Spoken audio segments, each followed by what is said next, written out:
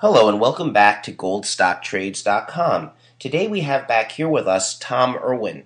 Tom is CEO of International Tower Hill Mines. International Tower Hill can be traded as THM on the NYSE MKT, and it also can be traded as ITH on the Toronto Stock Exchange.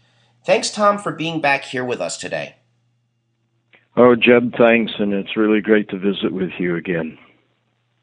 Tom, let's talk about the management reorganization in 2014. You have decades of experience building mines, especially cold weather mines in Alaska. Talk to us about the technical team behind the company.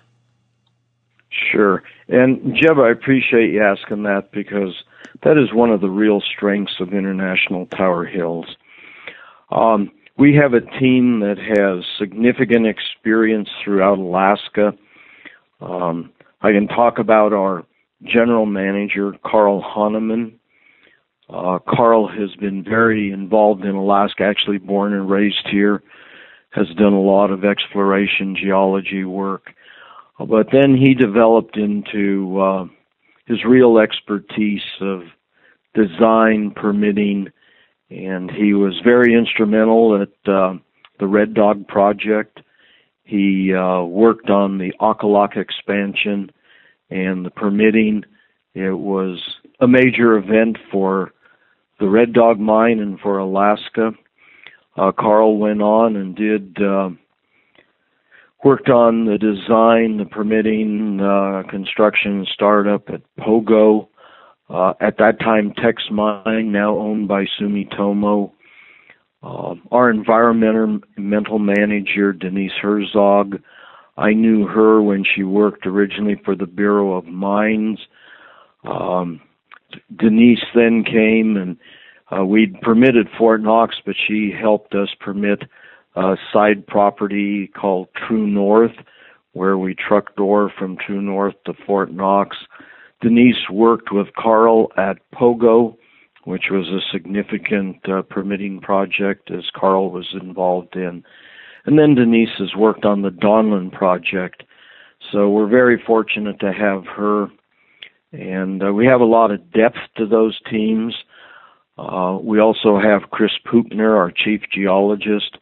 Chris has a real background in Alaska, and he spent some real time with Doyon.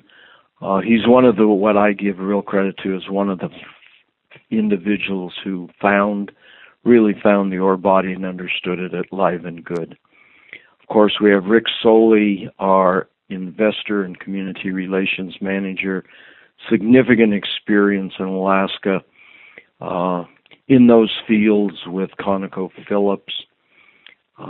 It's a pleasure to have our controller, Debbie Evans. Debbie, frankly, worked as a controller for me at Fort Knox. She then went down and worked in the Juneau area. And Carl Hahnemann, before I got on board, talked Debbie into coming back. And she's working with us at the Livengood Gold Project. So we have a high-quality team. And Jeb, when you have the right team, you can make significant and appropriate evaluations and design for a project. I would take it with the team going first. I think it's appropriate then I just comment about myself. I come from Colorado, ended up being the manager of the Climax Mine, a significant sized mine in Colorado, produced molybdenum, tungsten, tin, and when I worked for AMAX, I spent a period of time in Canada Tungsten, the west side of the Northwest Territories. Between Climax and Canada Tungsten, a lot of cold weather experience. I then became the manager of AMAX Gold's very high-grade sleeper mine outside of Winnemucca, Nevada. And then I was transferred up here. And by the way, I was transferred up here for 4 years. That was 20 years ago. We loved Alaska. But I was transferred up as the vice president of Fairbanks Gold Mining Incorporated, which was a subsidiary of AMAX Gold, set up to develop the Fort Knox project. And I was very involved from the start with design, permitting, construction, startup, and operation of the Fort Knox mine. So when you look at the whole team, we have incredible experience, and we also have incredible cold weather experience.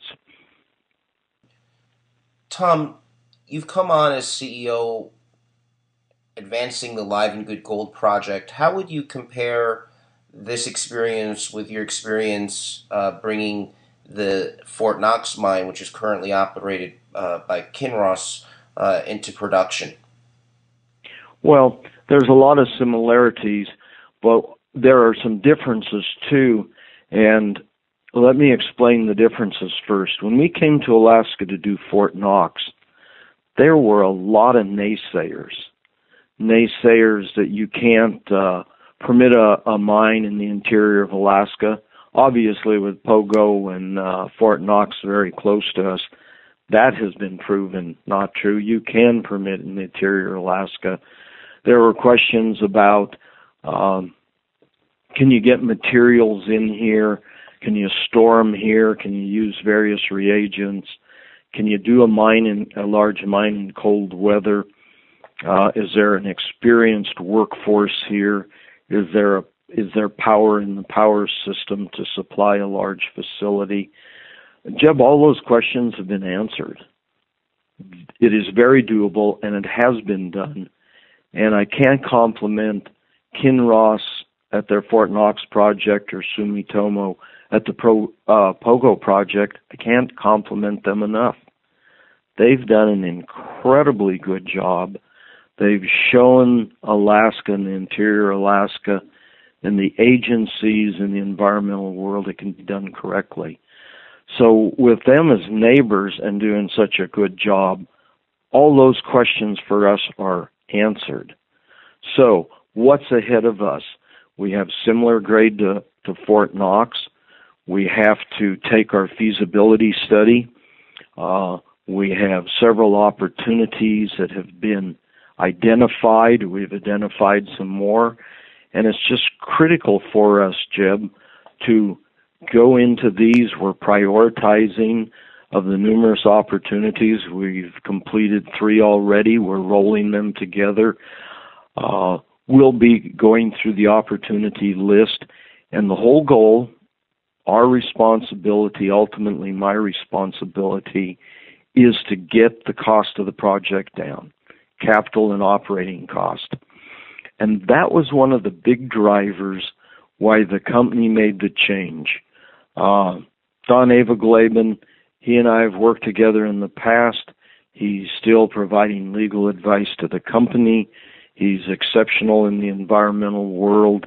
It's just that right now my skills are the skills that are right to take care of the technical issues, advancing the project, and I have the skills to work with the larger companies, and it's the right position at the right time to move this project forward.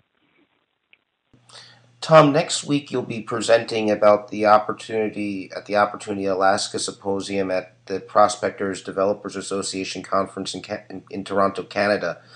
Talk to us about how Livengood, the economic opportunities for the interior of the Fairbanks region over the next coming years.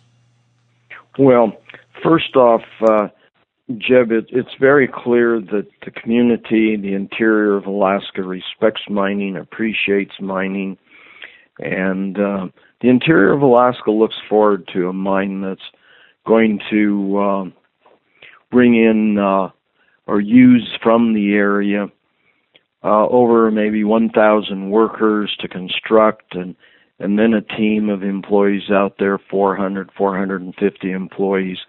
And then when you put the multiplying factor on that, the positive impact it has to the community. So we are greatly appreciated and respected in the community. But quite frankly, Jeb, we're respected throughout the state.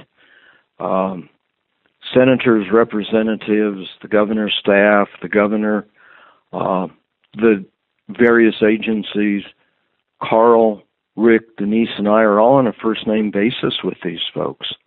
And they're incredibly competent people, and they support mining. The burden, though, is on us, Jeb. We design this right. We construct it correctly based upon the 5 years of environmental baseline information we have, and we're continuing it this year again. We construct and design correctly. We know we can permit this mine. And, you know, we live here. My kids, my grandkids live here. They deserve in Alaska as good as or better than I received it. And so we design correctly. We know how. I firmly believe this is going to be a very viable project.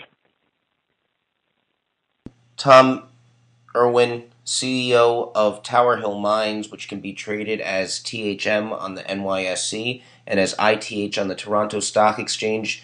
Thank you so much for being back here with us and for giving us an update and insights into International Tower Hill Mines. Thank you very much, Jeb. It's a privilege to visit with you.